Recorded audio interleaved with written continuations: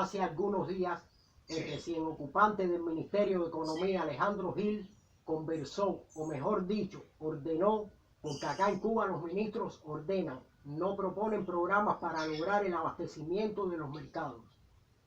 El ministro sigue apostando por la economía centralizada que afianza el control del Estado sobre toda la producción.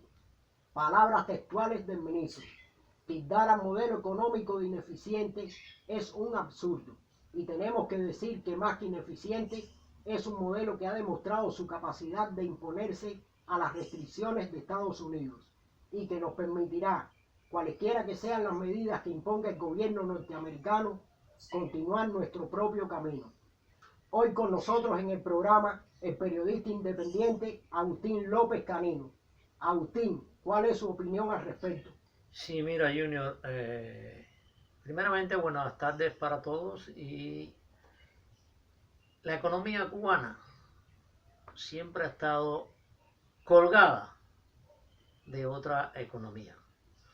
Vamos a remontarnos un poco a la historia del socialismo, de la economía socialista acá en los países europeos, países que fueron los primeros en tratar de imponer o ejercer la economía socialista, y en resumen fue un fracaso para todos los del campo socialista. Bueno, si no funcionó en Europa, en países que tenían mucho más recursos que esta isla, ¿qué queda para los demás países? Ahí, como ves, el ministro se enfoca en la guerra personal que tenía Fidel Castro contra los Estados Unidos, guerra que transmitió a todo el pueblo y, bueno, llegó hasta la crisis que tenemos ahora.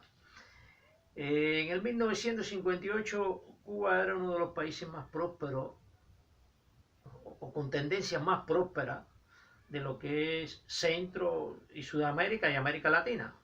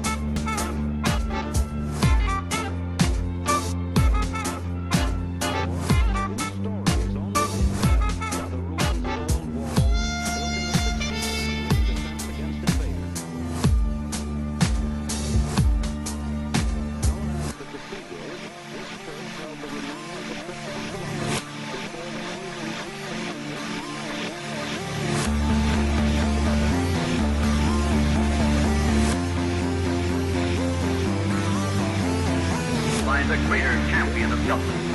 Return with now those thrilling days of yesteryear on the map.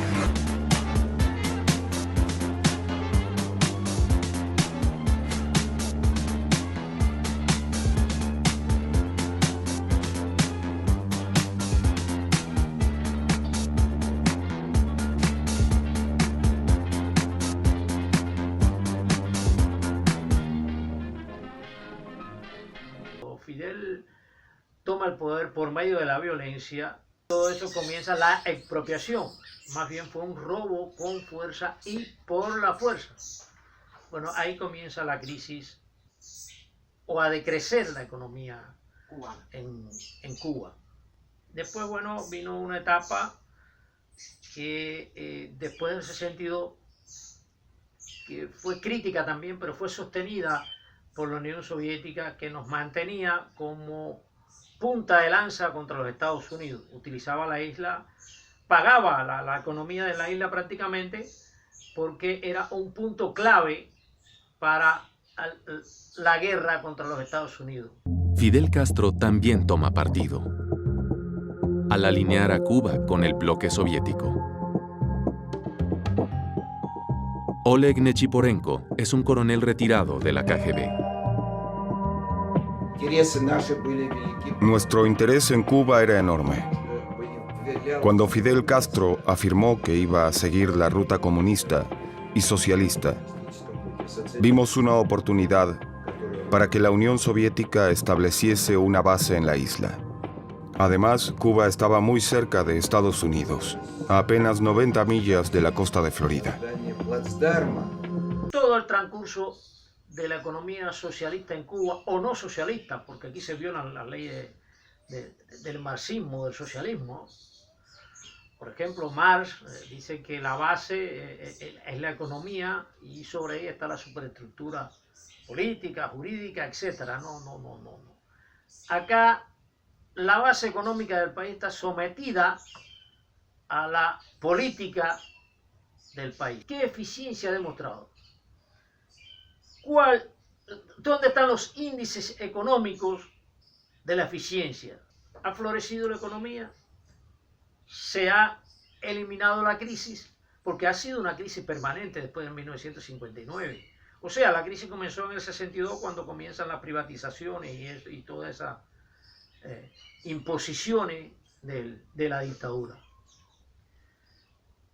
Pudiéramos decir que fuera eficiente la economía si nuestros mercados estuviesen abastecidos, si nuestros campos estuviesen bien utilizados. Es que las imágenes confundan la pobreza. Todos lugares los conozco a la perfección. La gente que habita estas chozas, porque realmente son chozas, son pobres, siempre lo fueron, humildes. Gente de trabajo, honesto y honrado.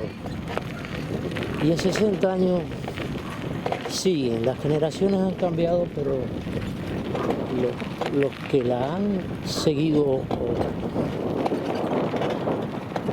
han estado en la misma situación de pobreza y miseria. Ahora es una miseria espiritual también, porque todos aún así, para sobrevivir así como sobreviven, bien pobres, tienen que denigrarse. Y así ha pasado todos estos 60 años de revolución. La revolución se hizo para ellos, pero nunca ha sido para ellos. Ellos han permanecido a través de las generaciones, ya digo, las generaciones que continuaron a las primeras han sido también oprimidas, explotadas. Si el sustento de la población no llegara a estos momentos a depender de la importación, entonces, ¿cuál es la eficiencia? ¿Que hemos sobrevivido? ¿Sobrevivido cómo? Con miles de necesidades.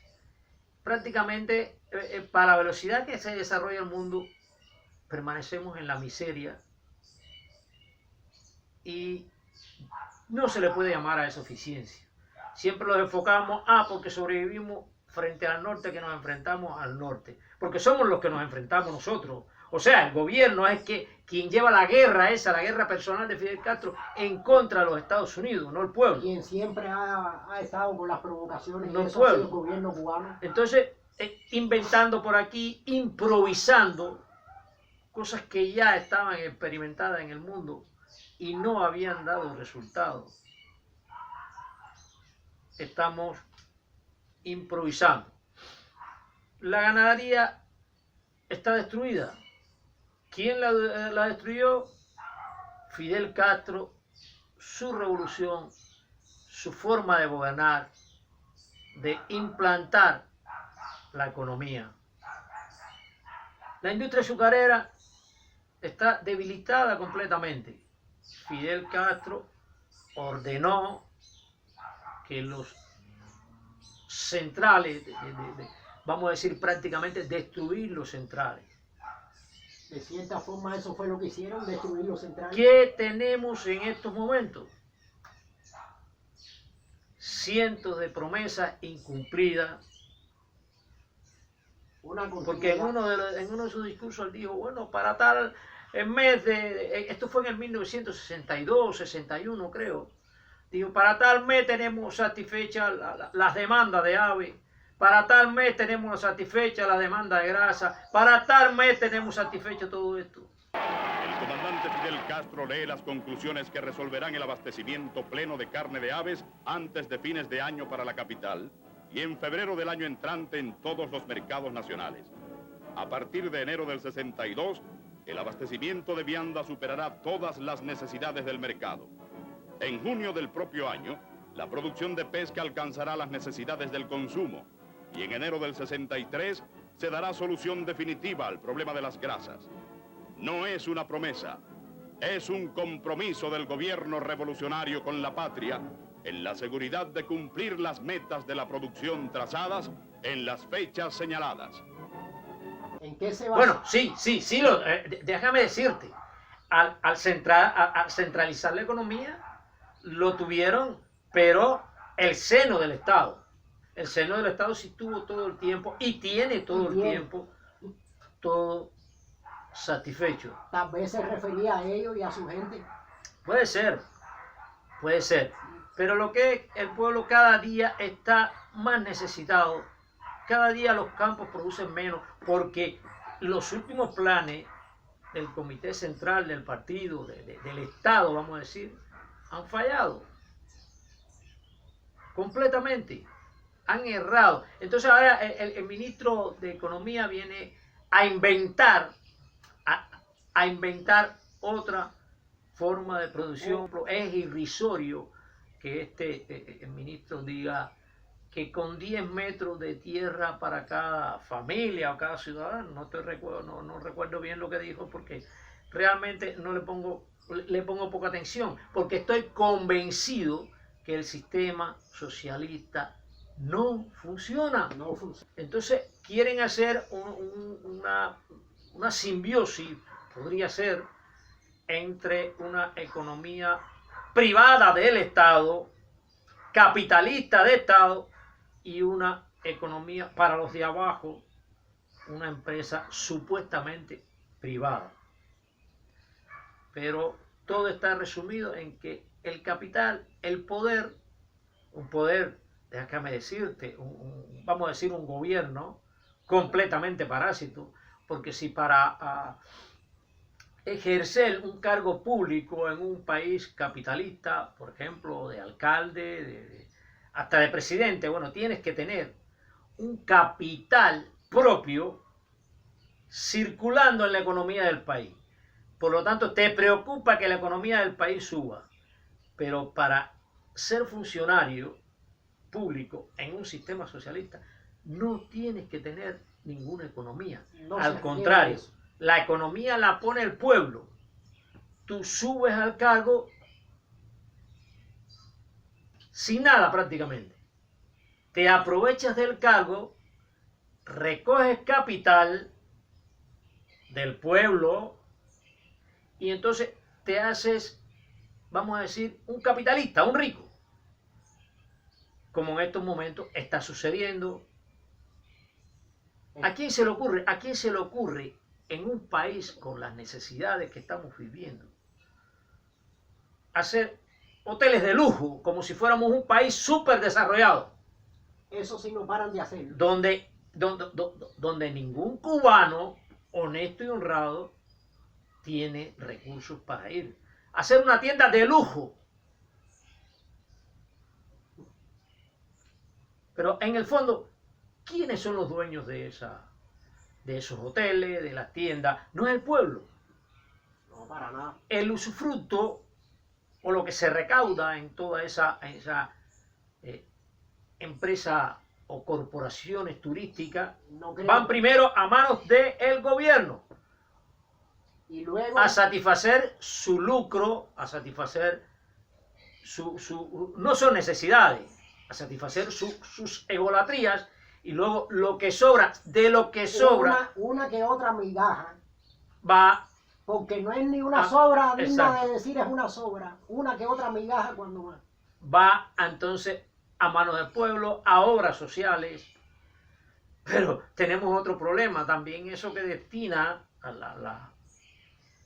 el gobierno para las obras sociales va a parar a manos de otros funcionarios corruptos Así completamente. mismo Y esa corrupción, eso hace que llegue muy poco a manos del necesitado, ¿ves? Porque todo eso se va en el defalco, en la malversación. en la corrupción de Y todo Estado que eso, hay. y todo eso ha sido la economía socialista, la economía por la cual el ministro aporta, pero el ministro no tiene esas necesidades, no sufre, no ve, o sea, ve solamente lo que le concierne para mantenerse en el cargo del ministro. Disfrutar, como dijo Fidel Castro alguna vez, las mieles del poder. Pero Agustín, conciencia él sí tiene de la falsedad de sus palabras. Bueno, yo siempre he dicho, desde que comenzaron a intentar hacer los cambios, las transformaciones aquí dentro de Cuba, yo siempre he dicho que una serpiente no incuba huevos de paloma. O sea, el ministro, como el presidente Díaz-Canel, como los que conforman, los nuevos que han ascendido a ese círculo de poder, todos son buitres, Así mismo es. que le importa un comino Así mismo es. elevar el nivel de vida de la población. Las obras sociales y lo demás que hacen es como una justificación. Un paripé, como decimos los cubanos. Exactamente. Cae dentro de la justificación para mantener el poder. El socialismo no funciona. El capitalismo no resuelve todas las necesidades de los individuos dentro de la nación, pero resuelve el 80%. El socialismo no ha llegado a satisfacer ni el 30% de las necesidades de vivienda. Porque si te das cuenta, puedes hacer una fotografía después del 1963 A la fecha. a esta fecha, o sea, que puedes fotografiar ahora mismo una fotografía satelital y yo te voy a decir dónde comenzó la revolución, porque vas a ver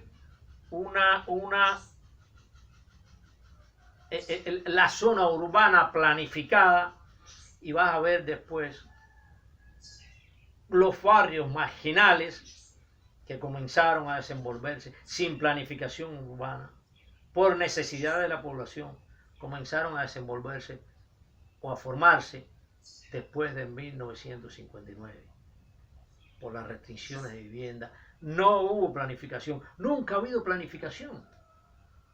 Eso de que el MinSIN entregó la libreta, que es así, toda una economía planificada. Hoy se continúa viviendo eso, Agustín. Ahí tenemos los llamados J-Bone, hoy por hoy. No sé de qué economía habla ese señor. Ahí están los J.P. de ejemplo de que Claro, eso surgieron con la revolución. Ese es el fruto de la revolución. Yo analizaba, yo miraba en Miami, el Miami aquel desarrollado actualmente, y lo miraba un poco y lo comparaba con el Vedado, que es la zona que más desarrollada está aquí en Cuba. Sí se asemeja en la construcción de los edificios porque era algo planificado como se planificó en el capitalismo el Vedado, porque no se planificó en el socialismo. Es más, que si vamos a las obras del socialismo, muy pocas obras hay del socialismo. Tú miras a tu alrededor. Que de hecho el régimen eso se lo calla. Todas las obras que hay que no son de ellos realmente. Entonces te decía, Que sí, incluso las hacen ver a las personas que no tienen conocimiento, que no tienen información, como que son fruto de la revolución cuando no es así. Y hay 10.000 así. ejemplos. Yo te decía, observaba el centro de Miami, el downtown, y me decía, el Vedado en Cuba, La Habana pudiera ser así. Pero, ¿qué ha sucedido en La Habana? Bueno, eso, por lo cual aboga el actual ministro de Economía. Y decía ahí que hace un rato que una serpiente no incuba huevo de paloma porque él también es un buitre. Él es parte de esa... Entonces, la serpiente completa es el sistema socialista. Así mismo es. Él es como una estrella. Del sistema socialista no van a salir palomas porque cuando se destruye o se desintegra el campo socialista, de ahí no salieron palomas. De ahí en muchos casos salieron grandes empresarios que eran los miembros del Partido Comunista. Se quedaron con la mitad, para ser consecuente, del capital que le pertenecía al pueblo, de lo que había producido el pueblo.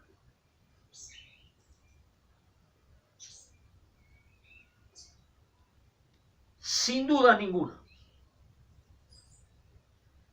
este señor sabe que es un fracaso, sabe que si no se instaura rápidamente, se da un salto social, no un proceso. Cuba tiene que dar un salto social hacia el capitalismo, rápido. Cuba, Este ministro sabe que es un fracaso, pero como los demás, disfrutan de las mieles del poder. Yo no te he entrado en lo que es datos más específicos de economía política, donde están los costos de producción, donde lo que hay que hacer para bajar los costos de producción. No he entrado en eso porque no vale la pena. El sistema completo económico socialista es un fracaso y el castrocomunista implantado aquí en Cuba es dos fracasos. y este señor en particular es producto de ese, es como decir un engendro de ese fracaso también, porque para decir esos disparates que está diciendo, Pero no creo que él no lo sepa. no lo sabe, a ver, no, incapaz yo Lo no- que sabe que sí, que en un sistema capitalista él no tiene cabida, Pero hay otra cosa también. porque no tiene capital de inversión. Él no puede decir otra cosa, él no puede hablar con la verdad, que de hecho lo que está hablando es con la No, él mentira, no con la puede, falsedad. no. Él Pero, no quiere. Él no habla con la verdad porque la verdad le afecta. por supuesto, lo ha dicho, pierde sus ganancias, pierde su lucro. Claro. Porque son personas que nunca han luchado, nunca han sudado realmente la camisa.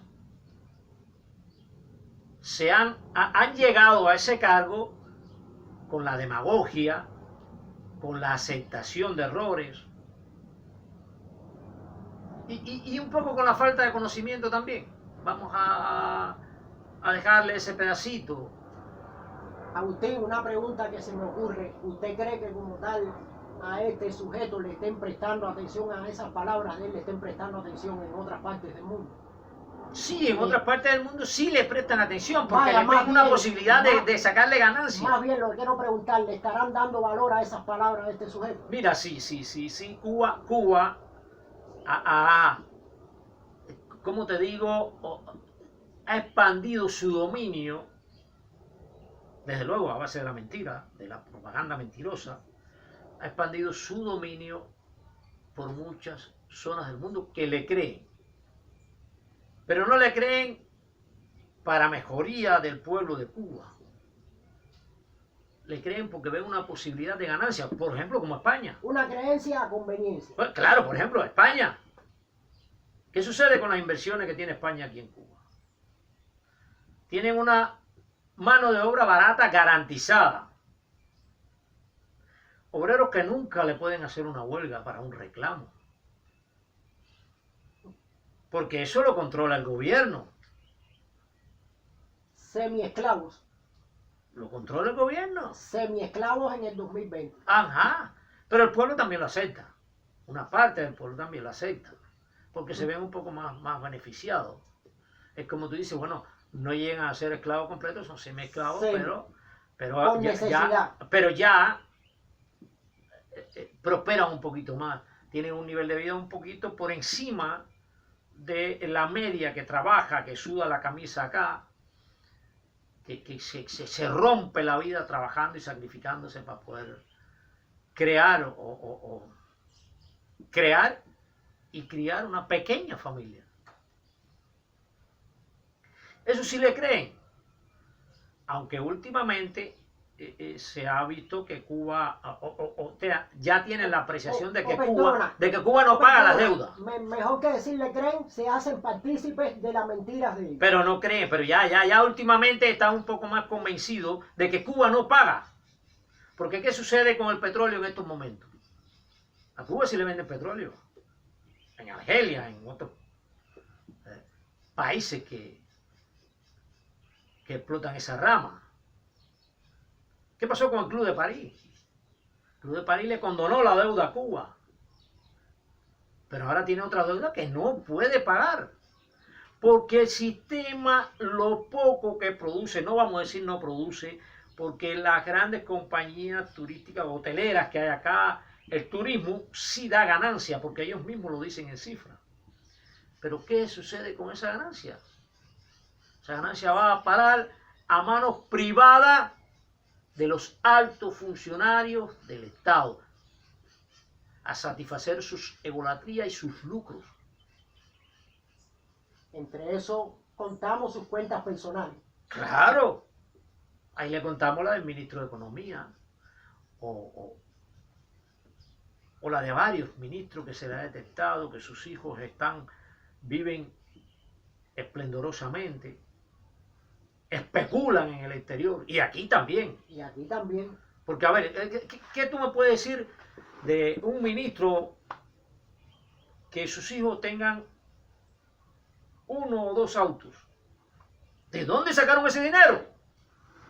Ahora, como dijo el estúpido de Alarcón, porque ya eso hay que ser, bueno, sí, un estúpido, para creerle que él cobraba 300 pesos o 400 pesos en moneda nacional por ser.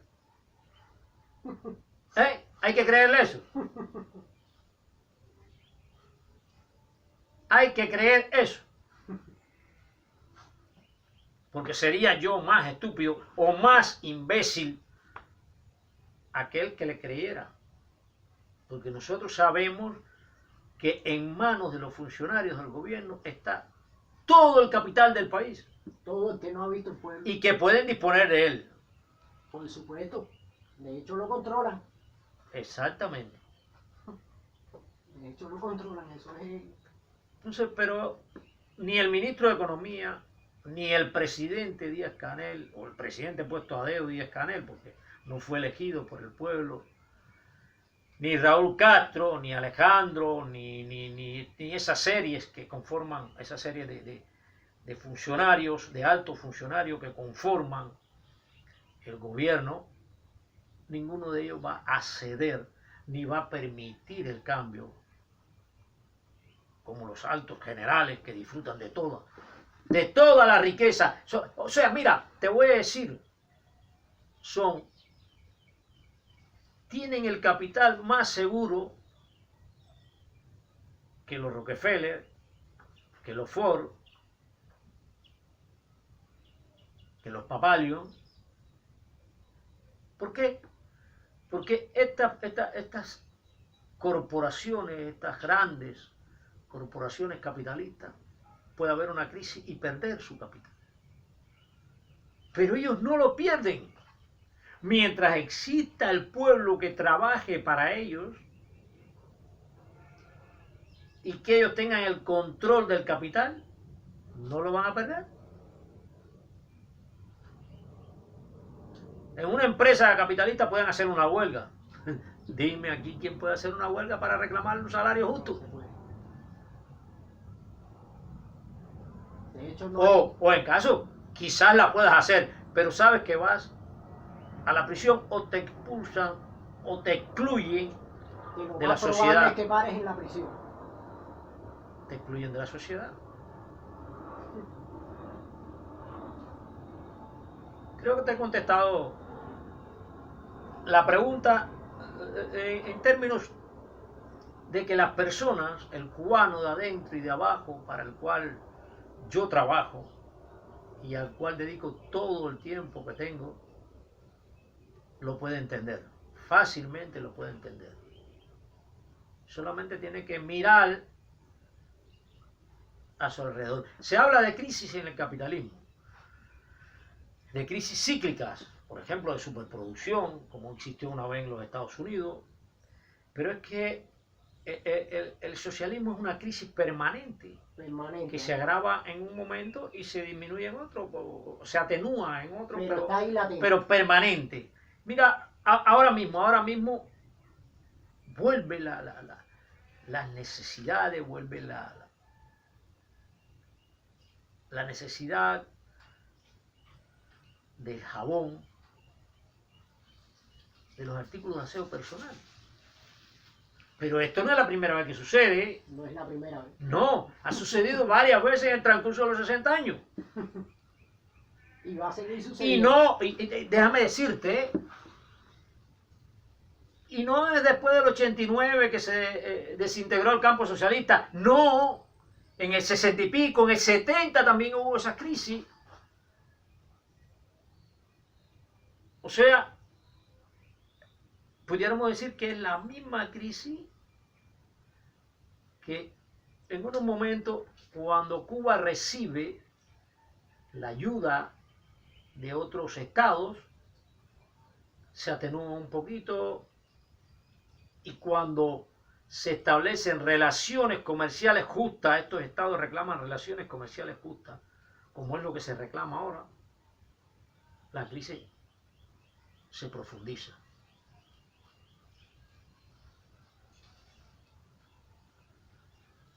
Sí, el ministro de Economía creo que había que abarrotar los mercados de yuca y de papa. Increíble.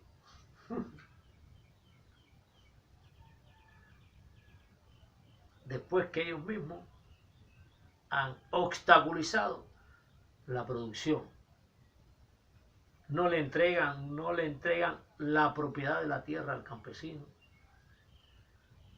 Gobiernan, controlan su producción.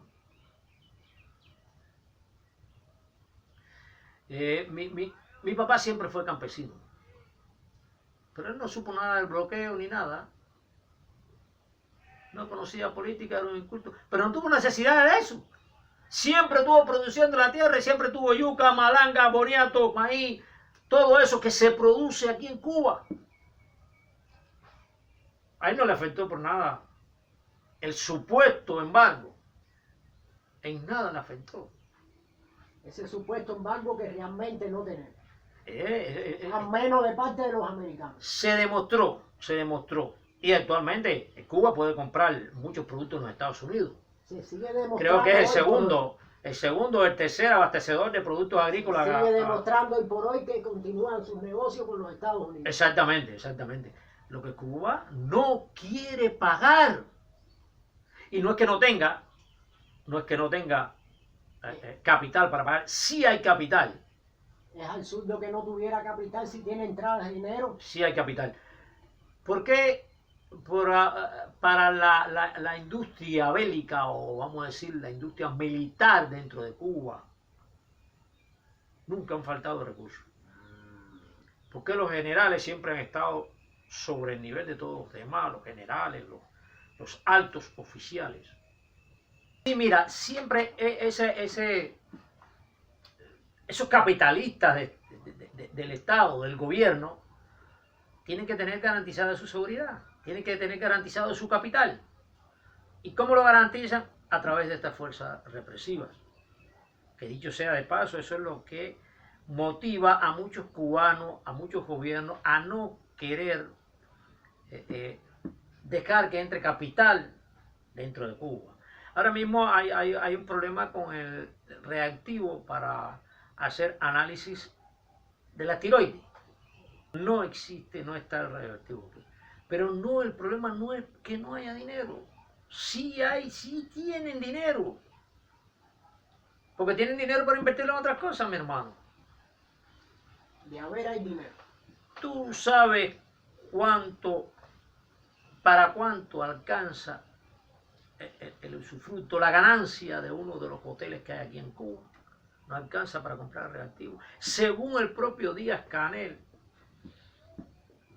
y según decía también Fidel Castro, el bloqueo no es nada, no hace nada. Si comercian con 100 y tantos países. Incluyendo a Estados Unidos. Incluyendo a Estados Unidos. ¿Qué se dice con eso? Que es problema de que el gobierno aprieta al pueblo culpando a los Estados Unidos para mantener, ya te digo como comencé en el principio, la guerra personal que siempre tuvo Fidel Castro contra los Estados Unidos. Una guerra personal por su egolatría. Él contra ellos. La envidia que tenía de un país que se desarrolla y él gobernando un país que solo sirve para servir de instrumento, como nos tomaron los rusos, como nos ha tomado toda Centro y Sudamérica, todas estas guerrillas. Y siempre ha habido, sí, siempre ha habido. Y hoy hay capital para mantener la guerrilla, los conflictos violentos en todo lo que es Centro y Sudamérica. Ahora, ¿pero qué sucede? Si tú estás necesitado de un medicamento y yo no te lo compro, porque te digo supuestamente que no tengo dinero para comprártelo, pero te digo, mira, el culpable es aquel, tu vecino. ¿A quién tú vas a odiar?